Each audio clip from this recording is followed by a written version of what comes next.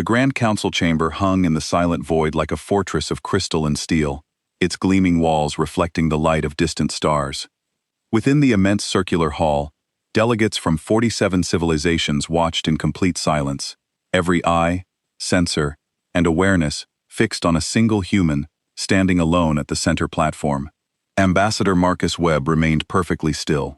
His charcoal-gray diplomatic suit was immaculate, his hands folded calmly behind his back, and not a trace of emotion crossed his face. For more than 3 relentless hours, he had listened without interruption, as the Jathic Empire recited its endless list of demands, threats, and ultimatums. Towering over the assembly, High Commander Velcroth commanded the room with sheer presence. Even among his own people, he was enormous. His black and violet scales shimmered beneath the chamber lights, as his massive forearms swept through the air with theatrical authority, his booming voice echoing from wall to wall. He spoke with the confidence of someone utterly convinced that humanity had no choice but to surrender. The translator device rendered his hissing voice into perfect galactic common. "The Jathic Dominion has been patient with the humans," Velcroth announced, his words echoing through the vast chamber. "We have watched them expand into territories that rightfully belong to older, wiser civilizations. We have tolerated their presence on worlds they have no business colonizing, but our patience has limits." Marcus said nothing. His blue eyes tracked every movement the Jathic commander made. "Therefore," Velcro continued, raising one clawed hand, "the Dominion demands that humanity immediately surrender control of 3 colony worlds. New Harmony, Proxima, and Eden's Gate will be transferred to Dominion authority within 30 standard days. The human populations will be relocated at their own expense. This is not negotiable." A murmur rippled through the assembled delegates. Some species looked uncomfortable. Others seemed relieved that the Jothic anger was directed at someone else for once.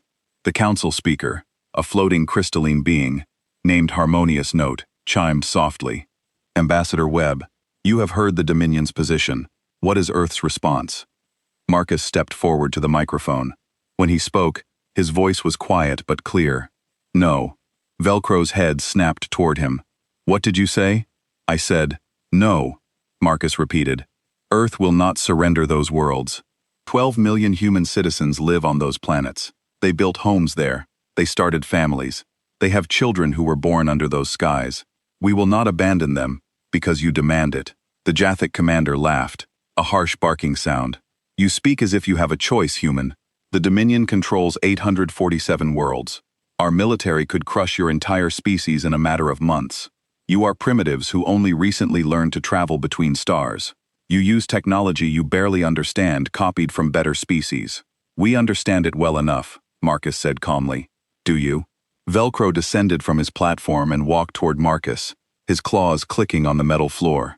He towered over the human nearly 3 meters tall. "Tell me, Ambassador, how many wars has your species won against galactic powers? How many battle fleets do you command? The Dominion has been conquering worlds for 10,000 years. What have you accomplished in your brief, pathetic existence?" Marcus looked up at the alien commander without flinching. "We survived." "Survived?" Velcro leaned down, bringing his face close to Marcus's. His breath smelled like sulfur. "Survived is not the same as thrived, little human. You survived because we allowed it. You exist because we have not yet decided to exterminate you. Is that a threat, Commander?" "It is a fact." Velcro straightened and addressed the council. "The Jathic Dominion has been more than fair. We could simply take what we want. Instead, we come here to this council and ask politely. We follow the rules, but if humanity refuses, then we will have no choice but to enforce our claim by force." Several council members shifted uncomfortably. The representative from the Cathera Collective, a species that had been conquered by the Jaic 2 centuries ago, would not meet Marcus's eyes. Harmonious Note chimed again. "The council must vote on this matter. If the Dominion's claim is deemed legitimate, Earth will be required to comply. All in favor of supporting the Jathic claim?" Marcus watched as hands, tentacles, and appendages rose throughout the chamber. 29 votes in favor. The council was supposed to protect smaller species, but everyone knew the truth. The Jaic were too powerful to oppose. All opposed. 11 votes against. Not enough. The motion passes. Harmonious Note announced, sounding genuinely sorrowful. "Earth has 30 standard days to begin the transfer of the disputed colonies. This session is concluded." Marcus stood perfectly still as the other delegates began to file out. Some looked at him with pity, others avoided his gaze entirely. Only Velcroth approached him, that same mocking expression on his reptilian face. "You should have accepted when I was being reasonable, human," the commander said softly. "Now you will learn what happens when lesser species defy the Dominion. Perhaps after we settle those 3 worlds, we will find reason to claim a few more. Maybe Earth itself." Marcus finally showed emotion. A small smile touched his lips. "Commander Roth, I need to tell you something important. What could you possibly have to say that matters?" "You don't understand what you're awakening," Marcus said quietly. "You think humans are weak because we prefer diplomacy. You think we're primitive because we've only been in space for 200 years. But do you know why humanity survived long enough to reach the stars?"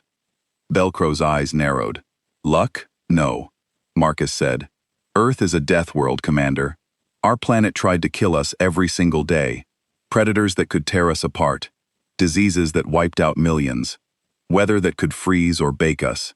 Earthquakes, volcanoes, floods, droughts. And do you know what else tried to kill us?" "I care little for each other," Marcus interrupted. "We spent 10,000 years perfecting the art of killing other humans. We created weapons that could level cities. We developed strategies and tactics for every kind of warfare imaginable. Naval battles, air superiority, guerrilla warfare, siege tactics, psychological operations. We built bombs that could crack our own planet open if we were foolish enough to use them all at once." He took a step closer to the towering alien. "We didn't climb to the top of Earth's food chain by being reasonable, Commander. We did it by being the most dangerous, adaptable, stubborn creatures our world ever produced. I became a diplomat because I wanted to prove we could be better than that we could talk instead of fight. And now you threaten me." Velcro laughed again with words. "How human." "I'm not threatening you," Marcus said. "I'm warning you, if you attack those colonies, if you hurt those people, you won't be fighting human diplomats anymore. You'll be fighting what we used to be, what we're still capable of being when someone pushes us too far. I look forward to it," Velcroth said, turning away. 30 days, human. Then we take what is ours." Marcus watched the Jodic commander leave. Around him, the chamber emptied until he stood alone on the platform. His hands were shaking now, though he'd kept them steady during the confrontation. He pulled out a small communication device and keyed in an encrypted channel to Earth. "Web to Earth command. The Council voted against us. The Jathic have 30 days to comply with the transfer. I don't think they're going to wait that long." The response came quickly. "Understood, Ambassador. What are your orders?" "Prepare evacuation protocols for all 3 colonies. Get as many people off those worlds as possible quietly. Don't let the Jathic know what we're doing." "Will they really attack?" Marcus closed his eyes. "Yes, they will. Velcroth wants to make an example of us. Show the galaxy what happens when you refuse the Dominion. Then what do? We get ready," Marcus said. "And we hope I'm wrong about what happens next." 23 days later, Marcus was in his quarters aboard the diplomatic ship when the emergency broadcast came through. He was dreaming of home, of the ranch in Montana where he'd grown up, when the alarms jolted him awake. "All personnel, this is Priority 1, emergency broadcast," the ship's computer announced. "We have confirmed reports of Jothic military action against human colony proximators. Orbital bombardment detected. Multiple impacts confirmed." Marcus threw on his uniform and raced to the bridge. The crew was already there, gathered around the holographic display showing feeds from Proxima Tertius. What they saw made Marcus's blood run cold. The planet was burning. Gothic warships hung in orbit, their plasma cannons firing in precise patterns. Each shot hit a population center. The capital city of New Landing disappeared in a ball of fire, then River Valley, then Hope Springs. One by one, the cities where humans had built their lives were erased from existence. "How many?" Marcus asked, his voice barely a whisper. The communications officer looked up, tears streaming down her face. "The colony had 12,400 people. Evacuation got out about 6,000. The rest she couldn't finish." "Show me everything," Marcus said. For the next hour, he watched the genocide unfold. The Jothic were methodical, efficient. They didn't stop with the cities. They hit the farms, the research stations, the small towns scattered across the continents.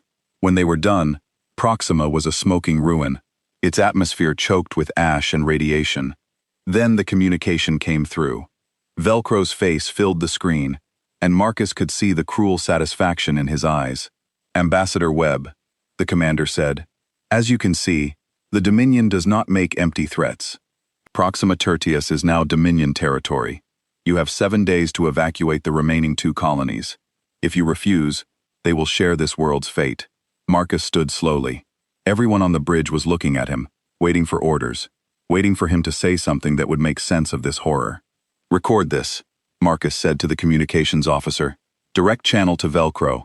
Make sure it's sent on every frequency the Dominion uses. He waited until the recording light blinked on, then spoke directly to the camera. His voice was steady, but there was something in his eyes that made his own crew step back. Commander Velcroth, this is Ambassador Marcus Webb. You just killed 6,000 human civilians, men, women, and children, who never threatened you, who never raised a weapon against your people. You murdered them to make a point. He leaned forward. So, let me make a point of my own. I'm done being a diplomat. As of this moment, I'm requesting Earth Command authorize me as Supreme Theater Commander under Total War protocols. And when they approve it, and they will approve it, I'm going to show you something. Marcus's smile was terrible to see. You wanted to know what humans are capable of when we're pushed too far, Commander. You wanted war, then you're going to get war. Not the civilized kind that follows your precious galactic rules. Not the kind where we meet your fleets in honorable battle. You're going to get the kind of war that Earth perfected over 10,000 years of practice. He stood at attention, his voice dropping to a whisper that somehow carried more menace than a shout. I said, you don't understand what you're awakening, Commander. Now you're going to learn. And when I'm done, when your empire is broken and your worlds are burning, you'll remember this moment. You'll remember that you had a choice. You chose war. So now you'll see your worlds reduced to cinders, just like you did to ours. He gestured, and the transmission ended. The bridge was silent. Finally, the tactical officer spoke. Sir, that message. You just declared war on the most powerful empire in the galaxy, with their entire military. There are 847 worlds. Earth only has 32 colonies, and maybe 500 warships. They'll crush us. Marcus walked to the viewport and stared out at the stars. Somewhere out there, Proxima Tertius was still burning. Somewhere out there, 6,000 of his people had died screaming. Maybe they will, he said softly. But not before I make them pay for every single life they took today. Send the message to Earth Command, request authorization for Total War protocols, and tell them to start activating everyone who served in the old wars. We're going to need people who remember how humans fought before we became civilized. His reflection in the viewport looked like a stranger. The diplomat was gone. In his place stood something older, something that had been sleeping for 2 centuries, something that should have stayed asleep. Get me a fleet, Marcus Webb said, and may whatever gods exist forgive us for what happens next.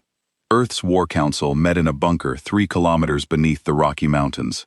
The room had been built during the old wars, back when humans still fought each other instead of exploring the stars. For 200 years, it had been a museum. Now it was active again.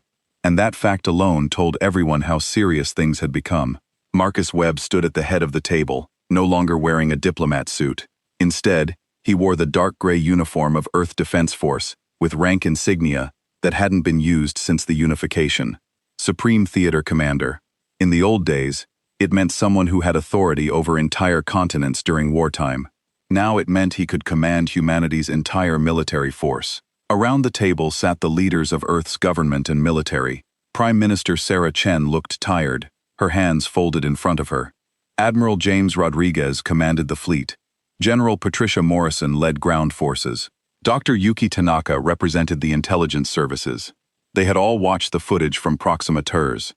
They had all seen what the JIC were capable of. The authorization is granted, Chen said quietly.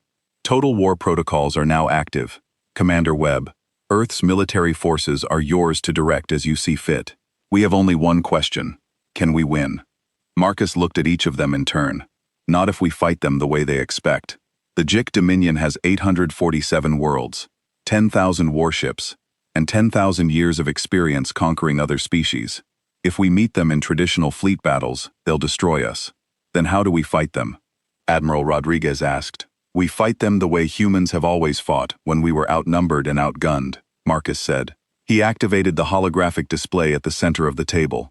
It showed the galaxy with Jothic territory marked in red. Human space was a tiny blue dot by comparison. We use every advantage we have. We study their weaknesses. We hit them where they're vulnerable. And we never ever fight fair. General Morrison leaned forward. Explain. Marcus pulled up files on the Jothic military structure. For the past 50 years, human intelligence has been studying every species in the galaxy. We know how they think, how they fight, what they fear. The Jothic are warriors, but they're predictable. They believe in honor, in meeting enemies head-on, in crushing resistance with overwhelming force. That sounds like every military ever, Rodriguez said. Exactly, Marcus replied. They fight like humans used to fight 300 years ago. Big fleets, big battles, clear objectives. But we evolved past that. We learned guerrilla warfare, asymmetric tactics, psychological operations. We learned how to turn an enemy's strength into weakness. He zoomed in on the Jothic supply network. Look at this, 847 worlds, all connected by a centralized logistics system. Everything automated. Food, fuel, ammunition, all moved by AI-controlled ships, following predictable routes. They've been using the same system for 2,000 years, because it's never failed them. Dr. Tanaka smiled. Because no one has ever tried to hack it. Right, Marcus said. The Jothic view cyber warfare as dishonorable. They don't defend against it properly because they assume everyone follows the same codes of conduct they do. That's their first weakness. What about their fleets? Rodriguez asked. Even if we disrupt their supply lines, they still have enough firepower to glass every human world. Marcus's expression hardened. Then we make sure they never get the chance to use it. We're not going to defend our worlds, Admiral. We're going to attack theirs. The room went silent. You want to invade Jothic territory? Chen said slowly. Marcus, that's suicide.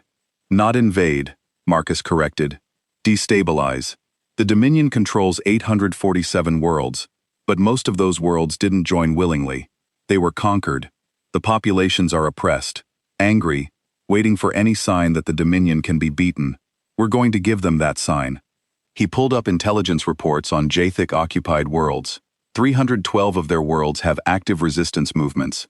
Another 200 have populations that would rebel if they thought they had a chance. The Jothic keep control through fear and military presence, but their military is spread thin.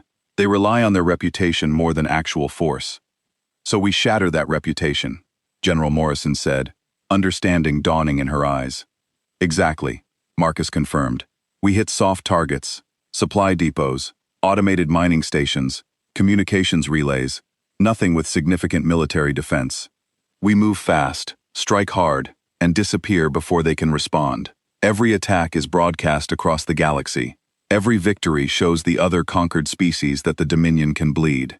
Admiral Rodriguez studied the display. It could work, but we'd need perfect intelligence on their positions, their patrol routes, their response times. We'd need to know where they're vulnerable before we strike. We have it, Dr. Tanaka said. She activated her own display. Human intelligence has been inside Jothic systems for 20 years.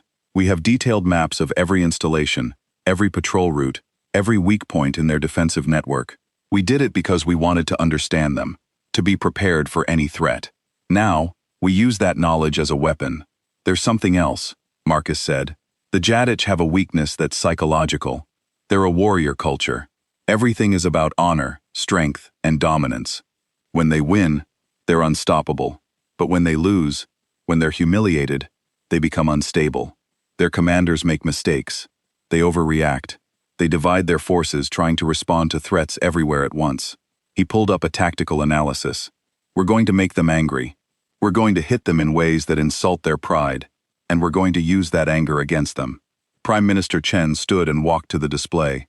She looked at the red territory, so vast compared to humanity's small presence.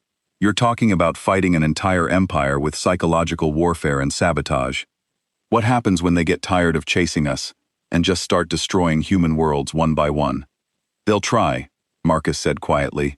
That's why we evacuated as many people as we could from our vulnerable colonies. That's why our remaining colonies are fortified and ready to fight. But more importantly, that's why we're going to move faster than they can respond.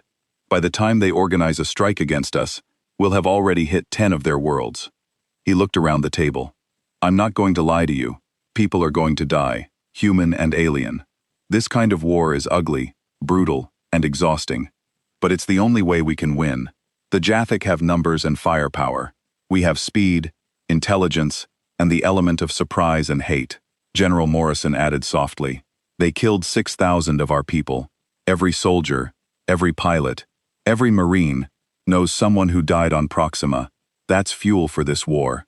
Yes, Marcus agreed. But we can't let hate make us stupid. We fight smart. We fight cold. We do what needs to be done, and nothing more. The goal isn't to exterminate the Jathik. It's to break their empire so badly that they beg for peace. Admiral Rodriguez stood. When do we start? 3 days, Marcus said. I need time to brief the fleet commanders and set up our initial targets. We'll hit 6 different locations simultaneously, all in the outer regions of Dominion space. Supply depot, automated mining stations, and 1 major communications relay. By the time their military responds, we'll be gone. He pulled up another display showing fleet deployments. We're reorganizing our ships into fast strike groups. Nothing bigger than 5 ships per group. They jump in, hit the target, jump out. No prolonged engagements, no heroic last stands. If it looks like the enemy is going to catch you, you run. Survival is more important than any individual victory. What about you? Chen asked. Where will you be with the 3rd strike group? Marcus said. I'm not commanding this war from a safe bunker. I need to be out there seeing what works and what doesn't, making decisions in real time. Dr. Tanaka frowned. That's a risk, Commander. If you're captured or killed, then someone else takes over. Marcus interrupted. But I need the crews to know I'm not asking them to do anything I won't do myself. This is going to be hard enough without them thinking their commander is hiding while they die. The meeting continued for hours. They discussed targets, tactics, communications protocols, and contingency plans. They argued about ethics and strategy. They planned for victory and prepared for defeat. When they finally adjourned, it was late evening. Earth's sun was setting over the mountains above them. Marcus walked out onto an observation platform carved into the mountain face. The sky was brilliant orange and red, and he could see the lights of Denver in the valley below. Somewhere up there, beyond the atmosphere, ships were gathering. His fleet, his responsibility. Admiral Rodriguez joined him, handing him a cup of coffee. Having second thoughts every single second, Marcus admitted. I was a Marine for 12 years, Admiral. I've seen combat, but I became a diplomat because I believed we could solve problems without killing people. Now I'm planning a war that could kill millions. Velcro started this war, Rodriguez said. You're just finishing it. Maybe, Marcus said. Or maybe I'm proving him right. Maybe humanity really is just primitives with stolen technology. Primitives who know how to kill efficiently. You know what I think? Rodriguez said. I think you're someone who tried peace first. You stood in that council chamber and asked for a diplomatic solution. They chose violence. They killed our people. Now you're doing what you have to do to protect the rest of humanity. That's not primitive. That's just necessary. Marcus took a sip of coffee. It was terrible. The way military coffee always was. And somehow that was comforting. 3 days, Admiral. Then we find out if I'm a genius or a madman. Could be both, Rodriguez said with a slight smile. The best military commanders usually are. 3 days later, Marcus stood on the bridge of the EDS Retribution, watching the countdown timer approach 0. Around him, the bridge crew worked in focused silence. They were professionals trained for exactly this kind of operation. But Marcus could see the tension in their shoulders, the way their hands moved just a little too quickly over their controls. All strike groups, report ready, the communications officer said. Awaiting your order, sir. Marcus looked at the tactical display. 6 different targets spread across 3 sectors of Jathik space. 6 different strike groups, each waiting for his command. After this, there was no going back. Humanity would be at war with the most powerful empire in the galaxy. He thought about Proxima, about 6,000 people who would never go home. About children who died because someone wanted to make a political point. All ships, Marcus said clearly. Execute. Jump. Show them what humans do when you threaten our families. The Retribution jumped into hyperspace and the war began. When they emerged, they were in the Cathera system, home to one of the Dominion's major supply depots. The facility was massive, a space station the size of a small moon, surrounded by automated defense platforms.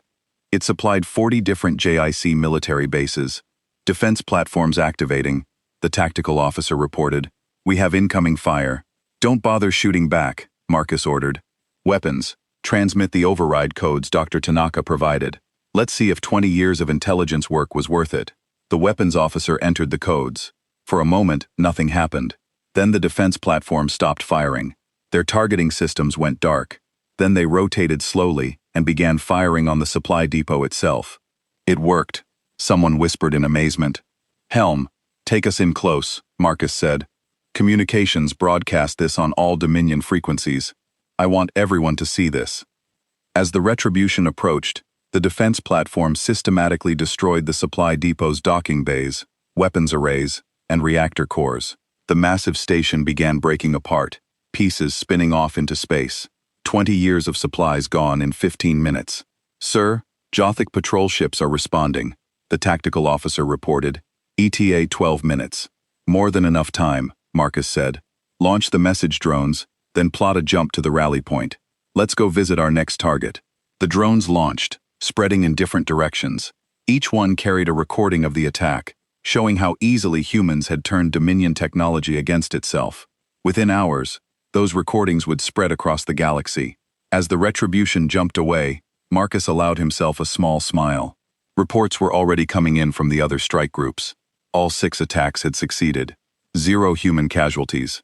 6 major Dominion facilities destroyed. Communications. Open a channel, Marcus said.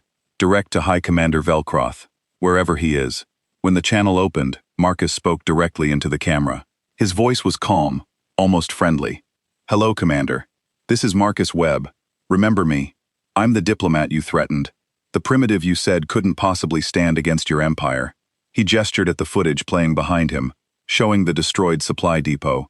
Today, we destroyed 6 of your facilities. Tomorrow, we'll destroy 6 more. The day after that, another 6. And we'll keep going until you understand what you've done. He leaned forward. You wanted war, Commander. You wanted to show the galaxy what happens when someone defies the Dominion. So now I'm going to show you what happens when you threaten humanity. You said you wanted to see our worlds reduced to cinders. Then watch as we reduce yours.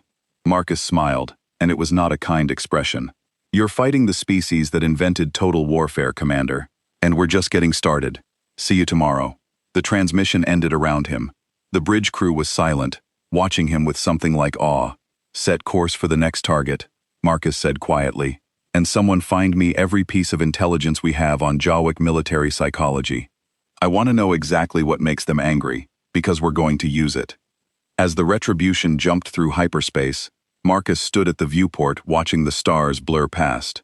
He thought about what he'd become, about the line between necessary and monstrous, about whether winning was worth the cost. Then he thought about Proxima Tertius again, about children who would never grow up, about families who died together, and he pushed those thoughts away, buried them deep where they couldn't make him hesitate. There would be time for guilt later. For now, there was only war.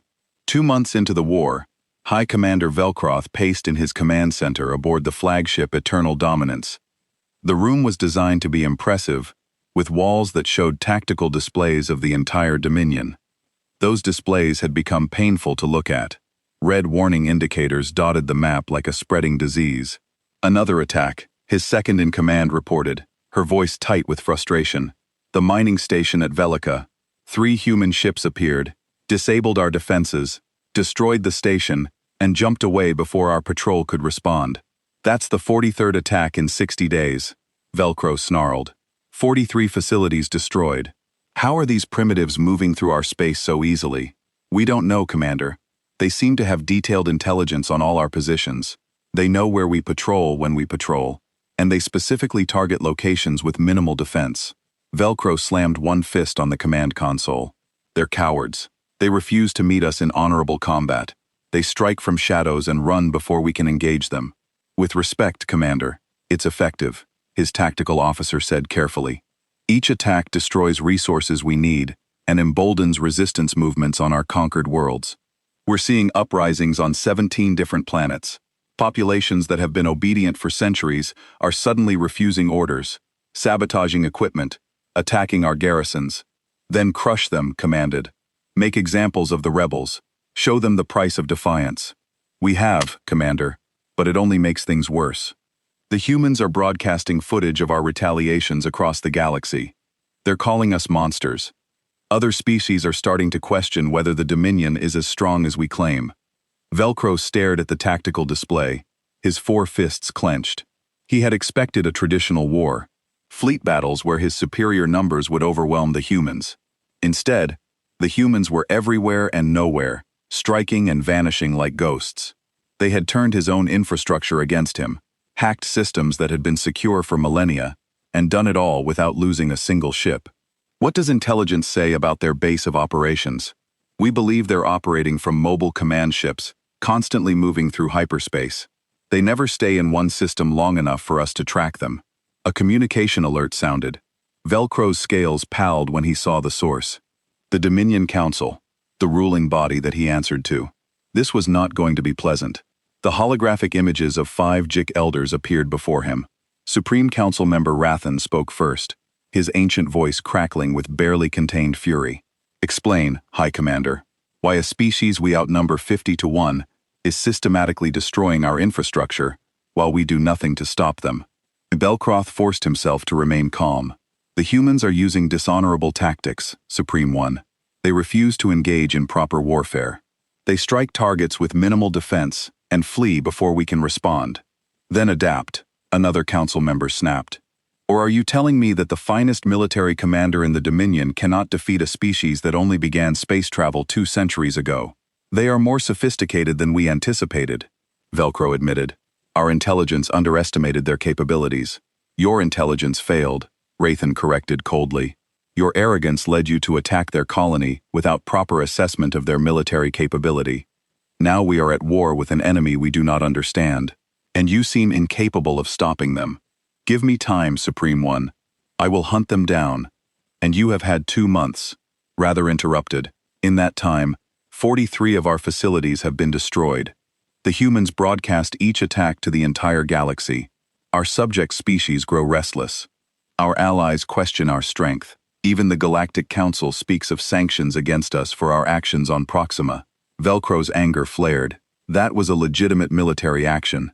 They refused our demands. It was a massacre of civilians, another council member said. And now it has given the humans the moral authority to wage this war. Every species in the galaxy sees us as the aggressors, them as the victims fighting for survival. You have given them exactly what they needed. I will end this war. Supreme Ones. I swear it on my honor. See that you do, Rathan said. Because if you cannot, the council will find someone who can.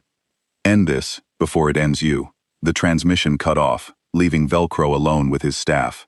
They all carefully avoided meeting his eyes. Assemble the War Council, Velcro ordered. All fleet commanders, intelligence directors, and tactical specialists. I want every mind in the Dominion focused on one problem: how to kill Marcus Webb. On the bridge of the Retribution, Marcus studied the latest intelligence reports with satisfaction. The Jathothic were responding exactly as he'd predicted. They were angry, frustrated, and making mistakes. Their fleet was spread across 50 systems, trying to guard everything at once. Their commanders were being punished for failures, creating paranoia and infighting. Perfect, sir. Incoming transmission. The communications officer said it's flagged as urgent. Sources JIC territory. Let's see it. The image that appeared was not Velcro. Instead, it showed a Kethera, one of the species the Dominion had conquered centuries ago. The alien's blue skin was marked with scars, and his eyes held a desperate hope. Human fleet. This is Resistance Cell 17 on Kalar Prime. We intercepted your broadcasts. We know you're fighting the Dominion. We want to help. Marcus leaned forward. I'm listening. We have intelligence on Dominion military installations in our sector, positions, patrol routes, defense capabilities. We can help you strike targets that will hurt them badly. In return, we ask only that you give us weapons and support. Help us free our world. This was the moment Marcus had been waiting for. The Dominion's conquered subjects were reaching out, ready to rebel. The question was whether to accept their help and risk getting pulled into dozens of simultaneous uprisings. Dr. Tanaka, what's our assessment of the Kethera resistance? Marcus asked. The intelligence officer pulled up files. They're legitimate, sir. Operating for 3 decades, primarily peaceful resistance until now. If we support them, other cells on other worlds will likely reach out as well, which means spreading our forces even thinner. Admiral Rodriguez noted, "We're already stretched trying to hit multiple targets, but it also means the Dominion has to spread their forces." Marcus countered, "Right now, they're trying to catch us. If 20 worlds suddenly erupt in rebellion, they'll have to choose between chasing us and holding their empire together." He made his decision: open a channel to the Cathera. When the connection was established, Marcus spoke clearly. "Resistance Cell 17. This is Supreme Commander Marcus Webb. We will provide you with weapons and tactical support. In return, you provide us with intelligence and coordinate your actions with our operations. When we hit Dominion targets in your sector, you strike at the same time. Make them fight on two fronts." The Calera's expression showed pure relief. "Thank you, Commander. You don't know what this means to us. We've waited so long for someone to stand against the Dominion." "We're not standing against them," Marcus corrected. "We're tearing them down, piece by piece, world by world, until they beg us to stop." Over the next 3 weeks, 17 different resistance cells reached out to the human fleet. Marcus provided each one with weapons, equipment, and coordination. He didn't give them false hope. He told them honestly that many would die, that the Dominion would retaliate viciously, that this was going to be bloody and brutal. Every single cell agreed anyway. They had lived under Jathic rule for too long. Now they saw a chance for freedom, and they were willing to die for it. The results were dramatic. When the human 5th Strike Group hit a weapons depot in the Velica system, the local Keelther resistance simultaneously sabotaged the planetary defense grid.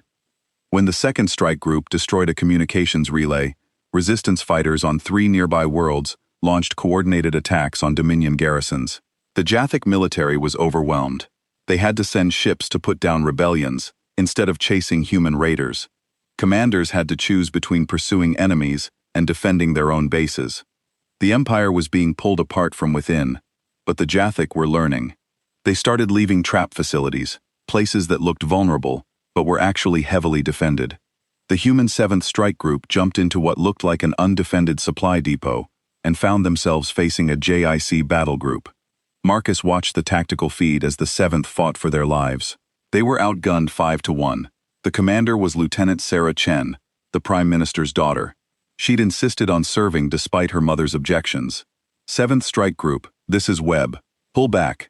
Don't engage. Jump to emergency coordinates. Negative, Commander. Chen's voice came back, strained but steady. They're jamming our hyperspace drives. We need 90 seconds to break through. Then you run conventional engines for those 90 seconds, Marcus ordered. Full reverse thrust. Get out of their weapons range. Sir, we can take them if we DAC. That's an order, Lieutenant. Run. He watched as the 7th Strike Group turned and burned hard away from the ambush. The JIC gave chase, but the human ships were faster. After 87 agonizing seconds, the 7th jumped to safety. Marcus exhaled slowly. That had been too close. Sir, incoming transmission from Velcro, the communications officer said. He's broadcasting on all frequencies. Felcroft's face appeared on the screen, his expression triumphant. Commander Webb, did you think we would not learn from your tactics? That was just the first trap. We have 20 more scattered throughout our territory. Eventually, you will spring one you cannot escape. And when you do, I will personally watch your ship burn. The transmission ended around the bridge. The crew looked worried. If the Jathic were setting traps, their mission just got much more dangerous. He's bluffing, Dr. Tanaka said, studying the tactical data. They don't have the resources to adequately defend 20 facilities, while also managing rebellions and chasing our other groups. Maybe 5 real traps maximum. That's still 5 chances for our people to die. Marcus said we need to change tactics. No more hitting obvious targets. From now on, we focus on attacks that have secondary effects. Like what? Admiral Rodriguez asked. Marcus pulled up a display of the Gothic mining operations. Asteroid mining is automated, right? Processing stations that take raw ore and refine it into usable materials. Yes, and they're usually lightly defended because they're so remote. Exactly, Marcus said. But what happens if we don't destroy the stations? What if we reprogram them? Understanding dawned on the intelligence officer's face. We turn them into weapons, use their mining lasers and processing equipment to cut up the asteroids into precise chunks, then launch them at specific targets. The Dominion uses predictable shipping lanes, Marcus continued. If we position these modified asteroids along those lanes, we can create a debris field that makes hyperspace travel dangerous. They'll have to reroute their entire logistics network. That could take months. It's brilliant, Tanaka said. We turn their own resources into obstacles, and they can't just destroy the stations because they need them. More than that, Marcus added, each station we reprogram is one more thing they have to worry about. They'll have to send ships to inspect every station, verify it hasn't been compromised. That spreads them even thinner. The new strategy was implemented over the following weeks. Human strike groups stopped destroying facilities and started taking them over. Mining stations became automated weapons platforms. Communications relays were hacked to broadcast resistance messages. Processing facilities were reprogrammed to produce faulty equipment that would fail under stress. The Jadix Dominion had conquered 847 worlds over 10,000 years of expansion. They had faced countless enemies and defeated them all. But they had never faced an enemy like humanity. An enemy that didn't fight for territory or resources, but fought to break them psychologically. An enemy that turned their own infrastructure into a weapon against them. In his command center, Velcro watched his empire crumble one piece at a time. His officers brought him reports of failures, betrayals, and defeats. 3 more worlds and open rebellion. 7 supply lines disrupted. A fleet commander executed for incompetence. Another loss to what his troops were calling space madness. Driven to paranoia by months of chasing ghosts. He pulled up footage of Marcus Webb studying the human's face. This was the diplomat who had stood in the council chamber and tried to negotiate peace. The Manville had mocked for his weakness. Now that same man was systematically destroying everything Velcro had spent his life building. We underestimated them. His second-in-command said quietly. The intelligence reports were wrong. The humans aren't primitives, they're predators, who were pretending to be prey. No, Belcroft said slowly, understanding, finally dawning. They weren't pretending. They genuinely wanted peace. Webb meant every word he said in that chamber. We could have negotiated. We could have found a compromise. He turned to his officer. But we chose to make them remember what they used to be. We reminded them that they're the species that survived a death world by becoming its apex predator. What do we do, Commander? Velcro stared at the tactical display showing human attacks across his territory like a spreading cancer. We fight, he said. We fight until one of us is destroyed, because I made this war personal, and humans never forget personal grudges. He pulled up a star chart showing the estimated position of the human fleet. Send word to all commanders. I want every available ship concentrated in the Terrala sector. That's where the humans will strike next. I know, because that's where our largest fuel processing facility is located, and they've been targeting our supply network. We're going to give them exactly what they want. A clear, vulnerable target. Another trap, Commander. The final trap, Velcro said. I'm going to bet everything on this one gamble. Either we destroy their fleet or we lose this war. There's no middle ground anymore. His officer hesitated. Commander, Supreme Council Member Rothan sent orders. He wants you to consider negotiating with the humans, offering them reparations for Proxima in exchange for peace. Velcro's laugh was bitter. You think Webb would accept that after what we've done? After we killed 6,000 of his people? He shook his head. No, this ends only one way now. With one of us broken beyond repair, he activated the communication system, sending orders to every Jathic military commander. Prepare for the largest fleet engagement in Dominion history. We're going to show these humans what happens when they push us too far. We're going to show them what the Dominion does to enemies who threaten our empire. In the Terrala sector, the trap was set. 300 JIC warships waited in hidden positions around the fuel processing facility. The largest concentration of military force the Dominion had assembled in 2 centuries. And across the galaxy, Marcus Webb studied the intelligence reports on Terrala, knowing full well it was a trap, knowing that Velcro expected him to see it as a trap, and planning his response accordingly. Because that was the thing about traps. Sometimes you walked into them deliberately, not because you were stupid, but because you had a plan to turn the trap against the hunter. The human fleet jumped toward Terrala, and the next phase of the war began. The human fleet emerged from hyperspace at the edge of the Terrala system, and immediately every sensor screamed warnings. The tactical display lit up with red markers showing hostile ships. Not 20 or 30. 300 Jathic warships arrayed in a perfect ambush formation around the fuel processing facility. It's a trap, Lieutenant Chen said from the tactical station, her voice remarkably calm. They've brought half their fleet here. I know, Marcus said, sitting in the command chair of the Retribution. Around him, the bridge crew waited for orders. They trusted him. They believed he had a plan. He could see it in their faces, even as death surrounded them on all sides. Admiral Rodriguez appeared on the communication screen from his ship. Marcus, we need to jump out now before they close the net. Not yet, Marcus said quietly. He was studying the tactical display with intense focus. 300 ships positioned exactly where he'd predicted they would be. Velcro thought in terms of traditional naval warfare. Surround the enemy, cut off their escape, force them to surrender or die. Commander, they're powering up weapons, the sensor officer reported. They'll be in firing range in 90 seconds. Marcus activated the fleet communication channel. All ships, this is Webb. Proceed to Phase 2. Execute on my mark. The bridge crew exchanged worried glances. Phase 2 wasn't a retreat. Phase 2 was something far more dangerous. Sir, are you sure about this? Chen asked quietly. If this doesn't work, we're dead anyway, Marcus said. At least this way we take as many of them with us as possible. A new voice crackled over the communications. Felcroth himself broadcasting from his flagship. Commander Webb, you walked into my trap. How does it feel to be outmaneuvered by a primitive species? Marcus smiled coldly and opened a response channel. Actually, Commander, I walked into your trap on purpose. Did you really think I wouldn't know you were here? That human intelligence wouldn't detect the largest fleet concentration in Jothic history? There was a pause. When Velcro spoke again, his voice was uncertain. You're bluffing. You would not deliberately bring your fleet into a battle you cannot win. You're right, Marcus agreed. I wouldn't bring my fleet into a battle I can't win, but I would bring it into a battle you think you can win. There's a difference. He cut the transmission and turned to his crew. All ships execute Phase 2 now. The human fleet didn't turn to run.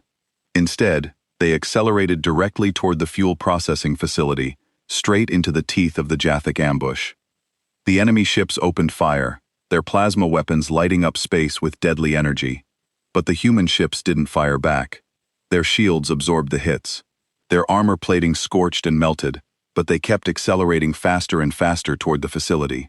They're targeting our engines, the helmsman reported, hands flying over his controls. Multiple hits on the aft shields. Down to 40%. Keep going, Marcus ordered. We just need 30 more seconds. On his flagship, Velcro watched the human ships charge his lines with growing confusion. What are they doing? This is suicide. All ships, concentrate fire. Destroy them before they don't.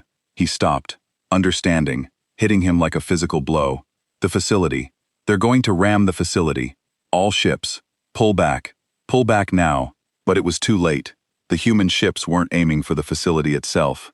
They were aiming for the massive fuel storage tanks surrounding it. Tanks that held enough processed fuel to power the entire Dominion fleet for a month. Tanks that had been positioned here specifically because this was supposed to be secure Jathic territory. The first human ship, a destroyer called the Defiant, crashed into a storage tank at full speed. The resulting explosion was visible from 3 systems away. A ball of nuclear fire that expanded outward, consuming everything in its path. Except the Defiant wasn't a normal destroyer anymore. 3 days ago, it had been retrofitted with a specially designed shield system that could withstand extreme temperatures for exactly 45 seconds. Just long enough, as the explosion expanded, the Defiant emerged from the fireball, its hull glowing red but intact, and continued accelerating away from the blast zone. Behind it, 5 more human ships struck 5 more fuel tanks in perfect coordination. The Terrala system became a sun.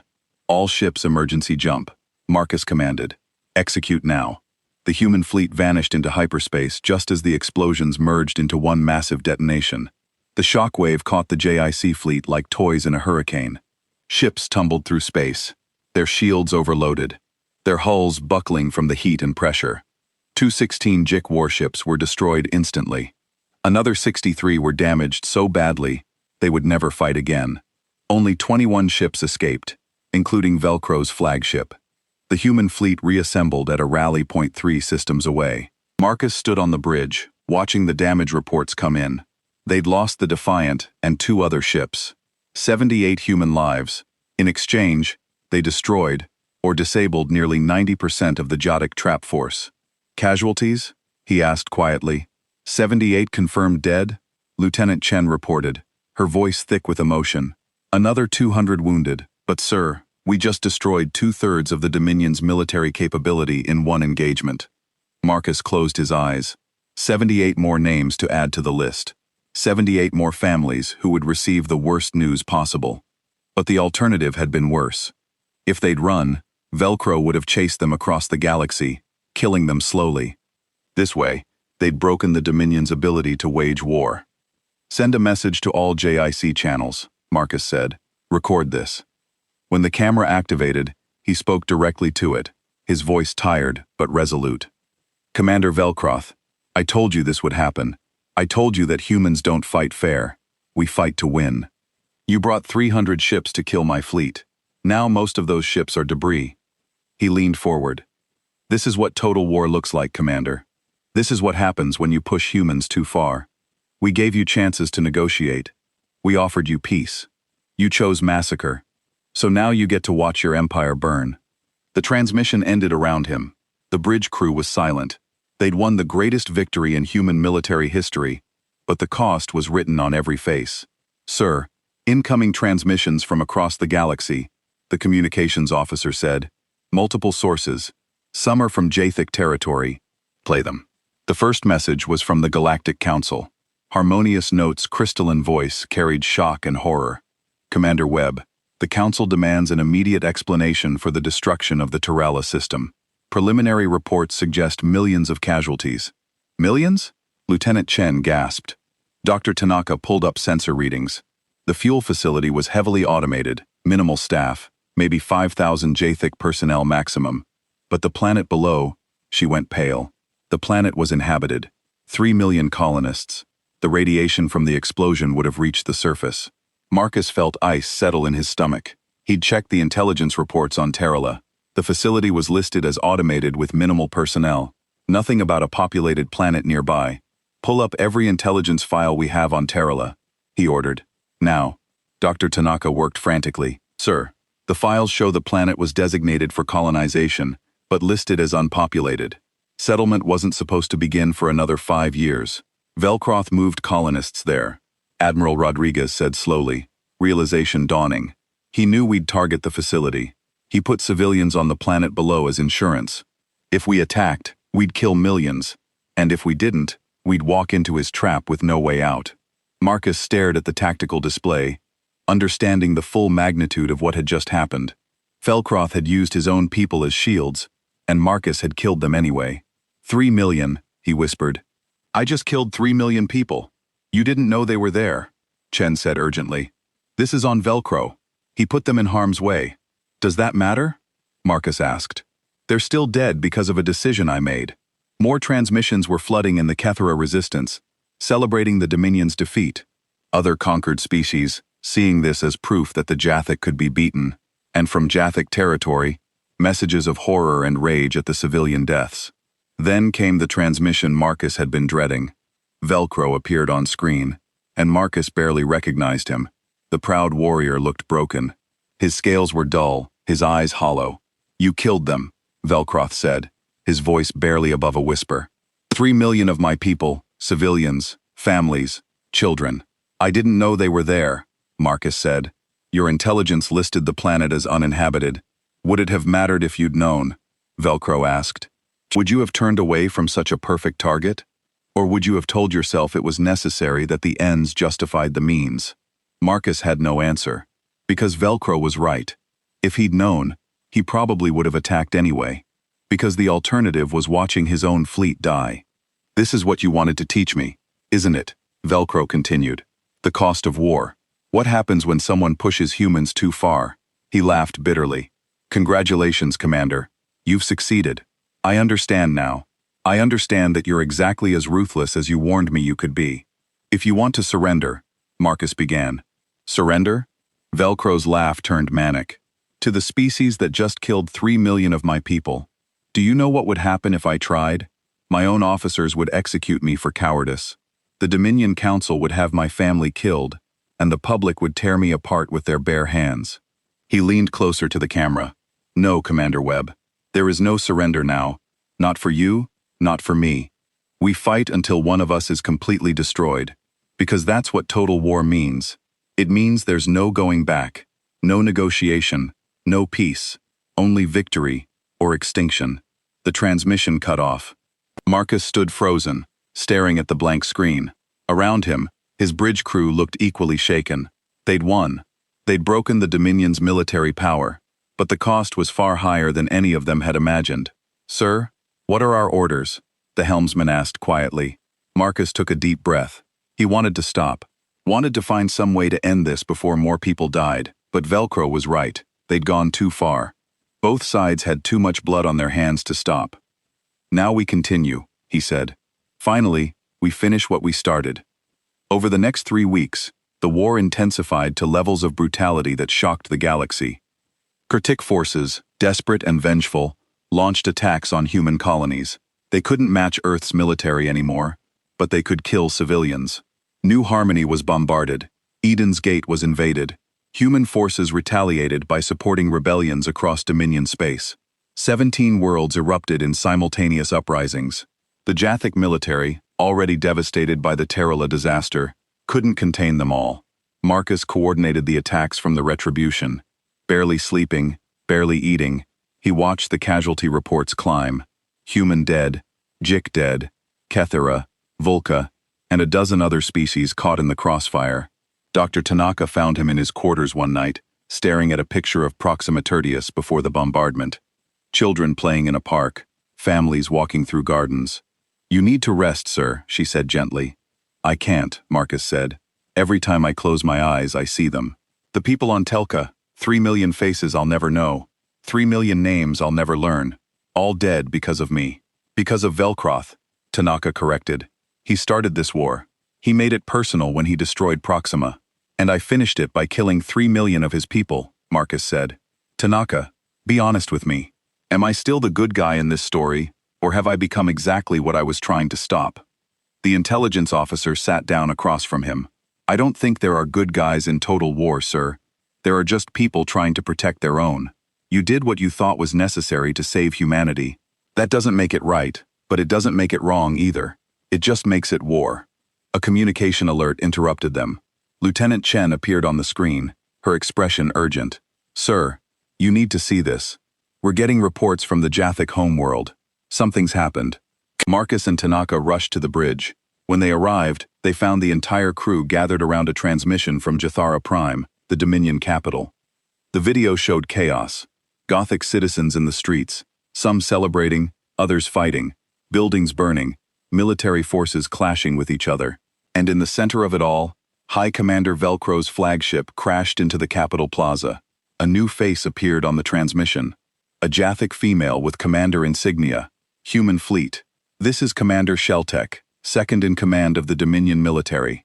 I am broadcasting on all frequencies to announce that High Commander Velcroth has been removed from command and taken into custody." She paused, her expression weary. "The Dominion Council has authorized me to negotiate a ceasefire with Earth. We are willing to discuss terms of surrender." The bridge erupted in shocked murmurs. Surrender. After 6 months of brutal warfare, the Jathic Dominion was offering to surrender. Marcus stared at the screen, feeling nothing. Not victory, not relief, just exhaustion. "Shall I respond, sir?" the communications officer asked. Marcus thought about Proxima Tertius, about Terilica, about all the worlds caught between them. All the lives destroyed because 2 prideful men couldn't find a better way to solve their problems. "Tell Commander Sheltek we'll hear their terms," he said finally. "But make it clear that this isn't over, until we have justice for Proxima Tertius, and guarantees that the Dominion will never threaten humanity again." And Velcro Admiral Rodriguez asked, "What do we do about him?" Marcus looked at the image of the crashed flagship, thinking about the man who had started all of this, the warrior who had mocked humanity's weakness, the commander who had killed 6,000 humans to make a point. "He faces trial," Marcus said. "War Crimes Tribunal. Public transparent. He answers for Proxima Tertius, and I answer for Terrala." The crew stared at him in shock. "Sir, you can't," Chen began. "Yes, I can," Marcus interrupted. 3 million people died because of my decision. I don't get to hide from that. If Velcro faces justice, So do I. That's what honor means. That's what separates us from them. He turned to Rodriguez. Admiral, assume command of the fleet. Coordinate with Commander Shatek on ceasefire terms. I'm going to Jathara Prime to negotiate the peace personally. That's incredibly dangerous, Dr. Tanaka protested. You'd be at their mercy. I know, Marcus said. But someone has to end this war, and it should be the person who turned it into what it became. As the Retribution prepared to jump to the Jik homeworld, Marcus stood at the viewport one last time, looking out at the stars. Somewhere out there, the galaxy was watching, waiting to see if humans and Jathik would find peace or burn each other to extinction. He thought about what he'd told Velcro that day in the council chamber, about how humans had climbed to the top of Earth's food chain, about what they became when pushed too far. He'd been right, but being right didn't make the cost any easier to bear. Take us in, he ordered quietly. Let's end this war, one way or another. The Retribution emerged from hyperspace above Jathara Prime, and Marcus Webb got his first look at the Dominion homeworld. It was beautiful in a harsh way. Purple oceans, black continents, 3 moons hanging in a blood-red sky. Under different circumstances, he might have appreciated it. Instead, all he could think about was the 3 million people who had died on Terrala. Sir, were being hailed by planetary defense. Lieutenant Chen reported, "They're asking for confirmation of your identity and purpose. Tell them, Supreme Commander Marcus Webb is here to negotiate peace terms with Commander Shatek. I'm coming down alone." Alone? Admiral Rodriguez appeared on the communication screen from his ship. Marcus, that's insane. You'll be surrounded by people who want you dead. I know, Marcus said calmly. But if I bring an armed escort, it looks like I don't trust them. That's no way to start peace negotiations. This has to be about trust, not force. After everything that's happened, you think trust is possible? Marcus smiled sadly. No, but we have to try anyway, because the alternative is fighting until one of us is extinct. I've seen enough death, Admiral. I'm done killing. An hour later, Marcus stood in a shuttle descending toward the capital city. Through the viewport, he could see the damage from the recent fighting. Buildings with blast marks, crashed ships, fires still burning in some districts. The Jik had been fighting each other as much as they'd been fighting humanity. The shuttle landed in a military complex on the outskirts of the city. As the ramp lowered, Marcus straightened his uniform and walked out to meet his hosts. A group of Jathik soldiers waited, their weapons held ready, but not aimed at him. Behind them stood Commander Shatek. She was smaller than Velcro, but her presence was just as commanding. Her scales were deep blue, marked with scars that spoke of many battles. When she spoke, her voice carried authority that needed no translation device. Commander Webb, you are either very brave or very foolish to come here. Probably both, Marcus admitted. Thank you for agreeing to meet with me. I did not do it for you, Shah said bluntly. I did it because my people are exhausted. Because 17 of our worlds are in open rebellion. Because our military is shattered and our economy is collapsing. Because if this war continues, the Dominion will cease to exist. She gestured toward a building. Come, the council is waiting, and so is Velcro. Marcus followed her through corridors lined with armed guards. They all watched him with hatred in their eyes. He was the human who had killed millions of their people, the enemy who had broken their empire. If Shah gave the order, they would tear him apart gladly. The council chamber was vast, with walls that showed the night sky above. 5 Jathik elders sat on elevated platforms, looking down at Marcus, with expressions ranging from anger to resignation. And in the center of the room, surrounded by guards, stood Velcroth. The former High Commander looked terrible. His scales were dull and cracked. His forearms were bound in restraints, but his eyes still burned with fury when he saw Marcus.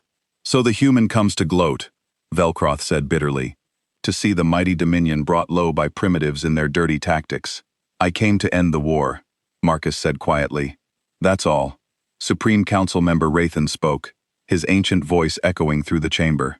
Commander Webb, we have brought you here to discuss terms of peace. But first, we require your testimony. This council is determining Velcro's fate. He stands accused of crimes against the Dominion, of reckless military action, of using civilian populations as shields, of failures that nearly destroyed our civilization. And what about the human? Velcro demanded. He killed 3 million of our people. Where are the charges against him?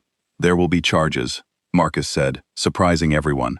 I'm not hiding from what I did at Terralla. I made a tactical decision that resulted in massive civilian casualties. That's a war crime, and I should face justice for it. The council members exchanged glances. Clearly, they hadn't expected that response. You admit your guilt? Rothan asked carefully. I admit responsibility, Marcus corrected. Guilt implies I had better options. I didn't. Your fleet was waiting to destroy my ships. The intelligence I had said Terralla was uninhabited, but that doesn't change the result. 3 million people died because of my orders. I have to answer for that. How noble. Velcro sneered. The human warrior playing at honor. But we both know the truth, don't we, Webb? You did what you had to do, just like I did at Proximators. We are the same, you and I, both willing to kill millions for what we believe is right. Marcus looked at him steadily. No, Velcroth. We're not the same. You attacked Proximatius to make a political point, to show the galaxy what happens when someone defies the Dominion. Those 6,000 people died because of your pride. At Terralla, I was trying to end the war, to stop more death. I made a terrible mistake, but my intent was defense, not conquest. Intent? Velcro laughed harshly. You think intent matters to the dead, to the families who burned, to the children who will never grow up? No, Marcus said quietly. Intent doesn't matter to them. That's why I'm willing to face trial. That's why I'm here in your capital, surrounded by people who want me dead. Because the dead deserve justice, even if justice means I pay with my life. The chamber fell silent. Even Velcroth seemed at a loss for words. Commander Sheltek stepped forward. The council must decide on several matters: Velcro's fate, Webb's fate, and the terms of peace between our peoples. Let us begin with testimony. Commander Webb, tell us how this war started from your perspective. For the next 3 hours, Marcus testified. He described the council meeting where the Jathothic demanded surrender of human colonies, the threats Velcro made, the destruction of Proximateurs, his authorization of total war protocols, every battle, every decision, every terrible moment that had led them to this point. Then Velcro testified. He described his perspective of humanity's arrogance, their rapid expansion into space, his belief that the Dominion needed to act before humans became too powerful, the council vote that authorized force, his decision to make an example of Proximateurs. I wanted them to fear us, Velcro said, to understand that the Dominion was not to be challenged. I thought one demonstration of force would be enough, that they would surrender the remaining colonies and accept their place in the galactic order. Instead, you created an enemy, willing to burn everything to defeat you, Raythan said coldly. Yes, Velcro admitted. I underestimated them. I thought diplomats were weak. I didn't understand that humans only became diplomats because they were trying to escape what they used to be. When I pushed them, they reverted to their nature, and their nature is terrifying. Marcus felt the weight of those words. Velcro was right. Humans had spent 2 centuries trying to be better than their violent past. But when threatened, they'd become exactly what they feared becoming. Raythan turned his attention to Marcus. For Commander Webb, you claim you acted in defense, but your tactics went beyond defense. You supported rebellions across our territory. You turned our own infrastructure against us. You destroyed not just military targets, but the foundations of our civilization. Was all that necessary? Yes, Marcus said without hesitation. Because you weren't going to stop. Even after we started winning, Velcro kept attacking our colonies. We kept killing our people. The only way to end the war was to break your ability to fight. That meant destroying your logistics, your supply chains, your military infrastructure. It meant supporting anyone willing to stand against you. Even if it meant destabilizing the entire region, another council member asked. Dozens of worlds are in chaos because of the rebellions you encouraged. It will take decades to restore order. Good, Marcus said, his voice hard. Maybe this time, you'll restore order through justice instead of oppression. Those species you conquered didn't ask to be part of your empire. They fought for their freedom because you gave them no choice. I just gave them the tools to fight. Velcro strained against his bonds. You speak of justice, of freedom. You killed 3 million of my people. I know, Marcus shouted back, his composure finally cracking. I know what I did. I see their faces every time I close my eyes. I hear their screams in my sleep. You think I'm proud of Terralla? That I celebrated as some great victory? He stepped closer to Velcro, his voice dropping to a harsh whisper. I hate what I became in this war. I hate that I was good at it. I hate that I made decisions that killed millions, and would make those same decisions again if I had to. But you know what I hate most? I hate that you made it necessary. That you killed 6,000 of my people, and forced me to become a monster to stop you from killing more. The two commanders stood face to face, both broken by the war they'd waged. Around them, the council watched in silence. Finally, Rathan spoke. This council has heard enough. We will now deliberate on 3 matters. First, the fate of Velcro. Second, the fate of Commander Webb. Third, the terms of peace between our peoples. You will both wait while we decide. Marcus and Velcro were taken to separate chambers to wait. Marcus sat alone in a small room, staring at the walls and thinking about everything that had brought him here. He thought about the ranch in Montana where he'd grown up, about joining the Marines because he wanted to serve, about becoming a diplomat because he believed in peace, about standing in the council chamber and trying to negotiate, about watching Proxima burn. Hours passed. Finally, guards came and escorted him back to the council chamber. Felcroth was already there, still in restraints. The 5 council members looked exhausted, as if the deliberations had aged them. Rathan spoke. We have reached our decisions. First, regarding High Commander Velcroth, you are found guilty of crimes against the Dominion, specifically unauthorized military action that endangered our civilization, misuse of civilian populations as military shields, and failures of command that resulted in catastrophic losses. Your rank is stripped, your honors are forfeit. You will spend the remainder of your life in confinement, reflecting on the consequences of your pride. Velcro stood rigid, his face expressionless, but Marcus saw the pain in his eyes. For a warrior like Velcroth, losing his honor was worse than death. Second, regarding Commander Webb, Rathan continued. You have admitted responsibility for the death, said Terrella. However, this council recognizes that you acted based on incomplete intelligence, and in the context of a war that Velcro initiated. We also recognize your willingness to face justice, despite having the power to refuse. Therefore, this council will not execute you. However, you will face trial at a neutral tribunal where representatives from multiple species will determine appropriate consequences. Marcus nodded. That was fair. More than fair, actually. Third, regarding peace between our peoples, Rathan said, the Dominion formally surrenders to Earth. We acknowledge that our actions precipitated this conflict. We agree to the following terms: immediate cessation of all hostilities, payment of reparations to Earth for Proxima and other colonies damaged in the war, reduction of our military to defensive forces only, release of all conquered species who wish independence, and submission to oversight by a coalition of neutral species to ensure compliance with these terms. The council member paused. Additionally, the Dominion formally apologizes to humanity for the massacre at Proxima Taurus and acknowledges that our actions violated galactic law and basic morality. Marcus felt something loosen in his chest. It wasn't forgiveness. It wasn't justice. But it was acknowledgement. Recognition that what happened at Proximate was wrong.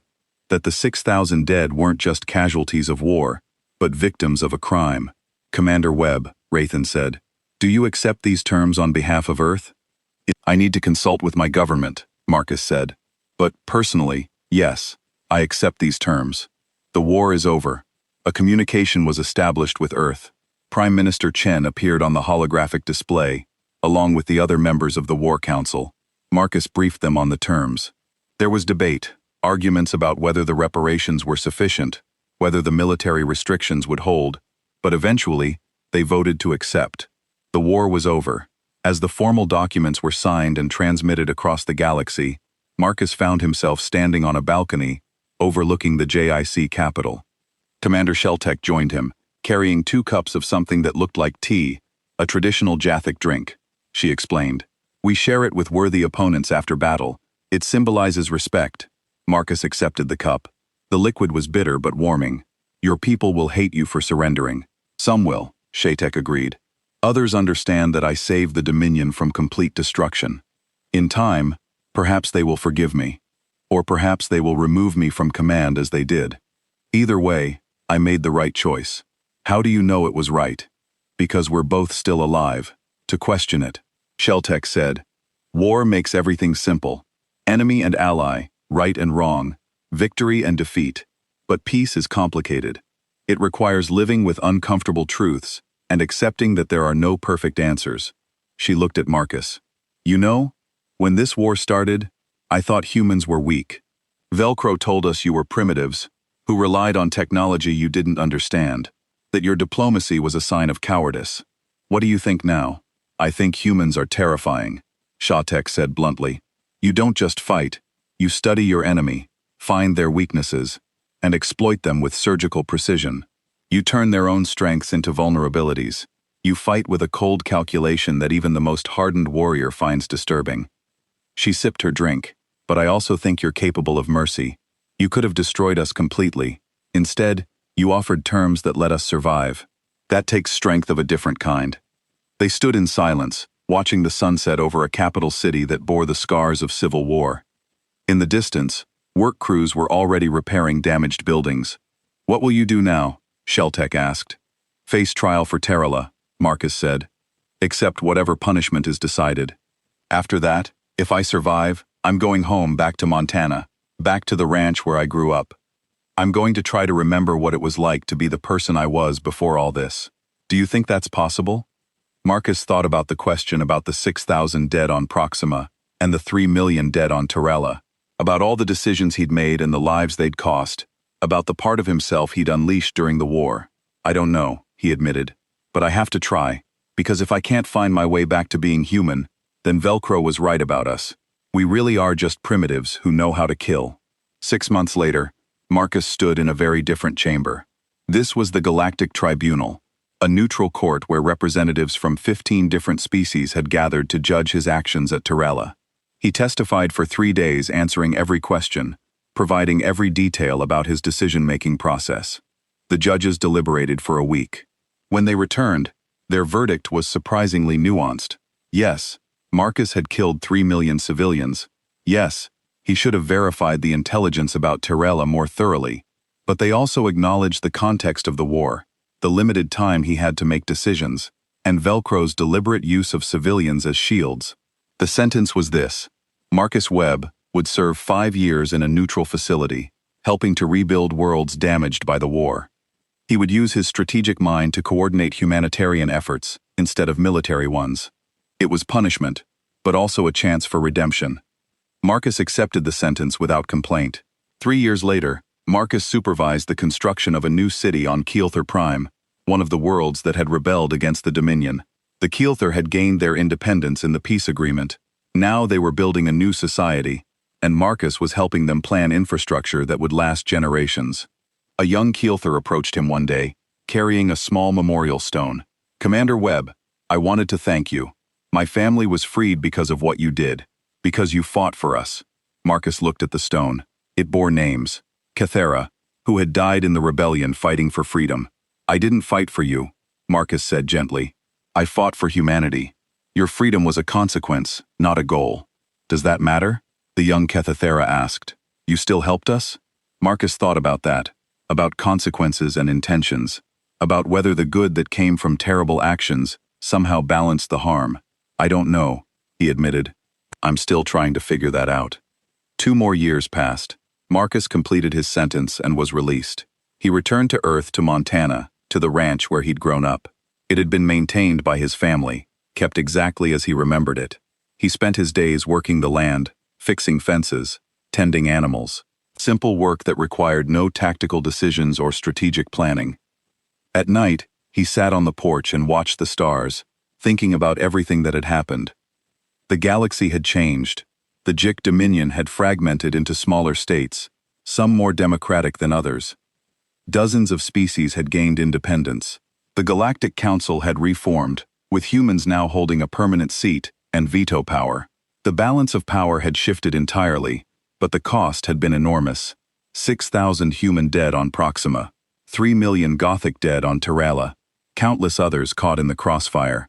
Entire worlds destabilized. Generations traumatized by war. One evening, Marcus received an unexpected visitor. An old Jethic Scales, faded with age, approached his porch. It took Marcus a moment to recognize him. Velcro, the former High Commander, looked nothing like the proud warrior Marcus remembered.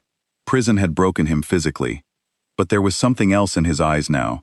Understanding perhaps, or regret. Commander Webb, Velcro said. His voice was rough from disuse. May I sit? Marcus gestured to a chair. They sat together in silence, watching the sun set over the Montana hills. They released me, Velcro said finally. Medical grounds. I don't have long left. I'm sorry. Don't be. I deserve worse than death. Velcro looked at Marcus. I came here to tell you something. In prison, I had time to think about what I did, about why I did it, about the consequences. He paused. I told myself I was protecting the Dominion, that humanity was a threat that needed to be contained. But the truth is simpler.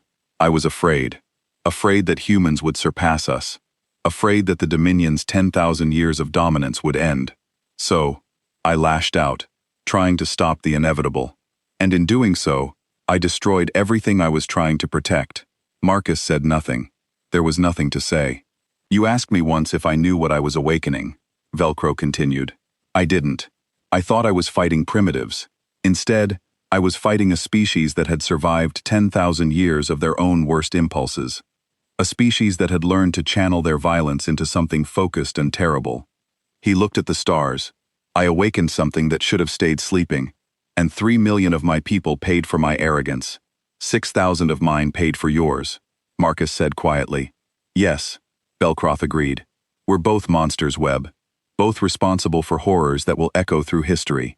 The only difference is that you tried to be something better first. I never did. They sat together until full dark. Two old warriors carrying the weight of the dead. When Velcroft finally stood to leave, he offered Marcus one last piece of wisdom. The young ones on both our worlds, they want to make us heroes or villains. To say one of us was right and the other wrong. Don't let them make them understand that we were both wrong. That war, even when necessary, diminishes everyone it touches. That the price of victory can be too high, even when you win. Marcus watched the old Jick walk away into the darkness. He never saw Velcro again. The former High Commander died 3 weeks later, alone in a small dwelling on a remote colony world.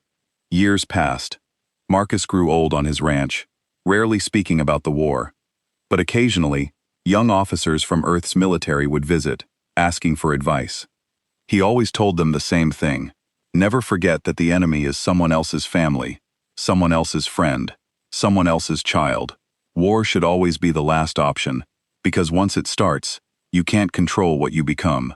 I went to war to save humanity, and I succeeded. But the cost was becoming something less than human myself. He showed them recordings of Proxima Ter's burning, of Terella's explosion, of all the deaths and destruction. This is what war looks like when you win. He would say, remember that, remember the cost, and do everything in your power to find another way. On his 80th birthday, Marcus received a communication from the Galactic Council. They were establishing a memorial for all those who died in the Human-Gothic War. They wanted his input on the design. Marcus thought carefully about his response. Finally, he sent them a single sentence. Make sure it shows everyone's faces. The dead deserve to be remembered as people, not statistics.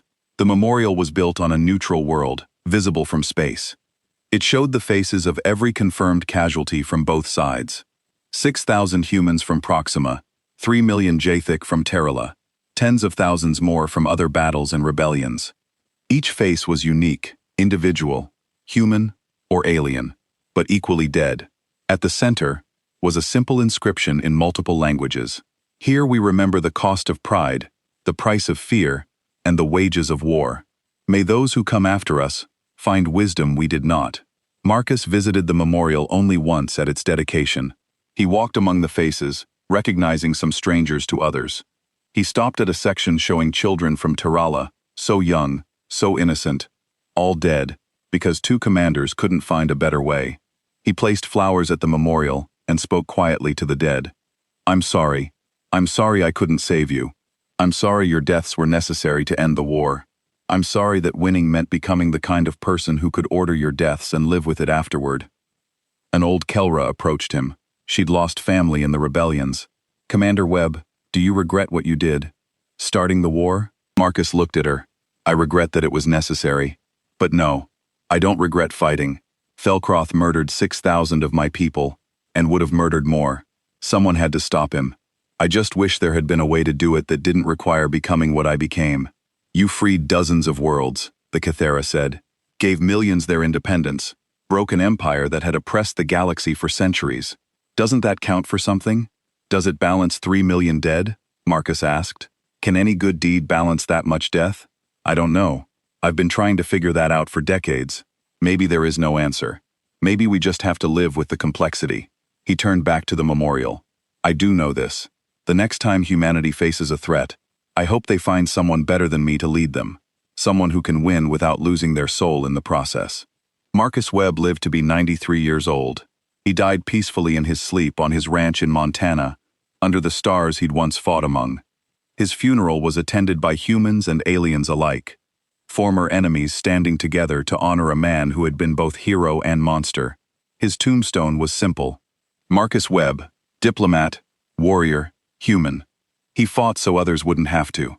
In the decades after his death, historians debated his legacy. Some called him a war criminal. Others called him a savior.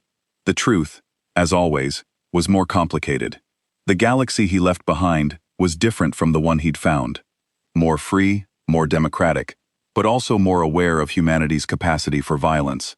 Other species watched Earth with careful respect, remembering what humans did when pushed too far. And on Proximatius, rebuilt by Jathic reparations and human determination, children played in parks and gardens. They didn't know the names of those who had died there, didn't understand the price that had been paid for their peaceful lives. Perhaps that was how it should be. The next generation shouldn't carry the weight of the past. They should build something better. In a museum on Earth, Marcus Webb's uniform hung in a display case.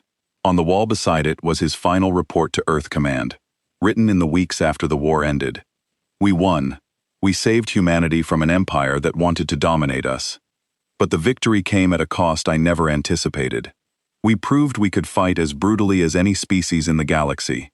We proved we could win wars through intelligence, ruthlessness, and willingness to do whatever was necessary. To the next generation, we fought so you wouldn't have to. We became weapons so you could remain human. Remember Proximatius. Remember Terrala. Remember what we did and why we did it. And never ever let it happen again. Find a better way. Be the humans we should have been. Build a galaxy where diplomacy succeeds, and wars become footnotes in history. We showed the galaxy what humans can do when we go to war. Now show them what we can do when we choose peace. May you never need to walk the path I walked. May you never have to make the choices I made. May you build something better from the ashes we left behind. Signed Marcus Webb, former Supreme Commander, Earth Defense Forces. Just a man who tried his best and wishes he'd been better.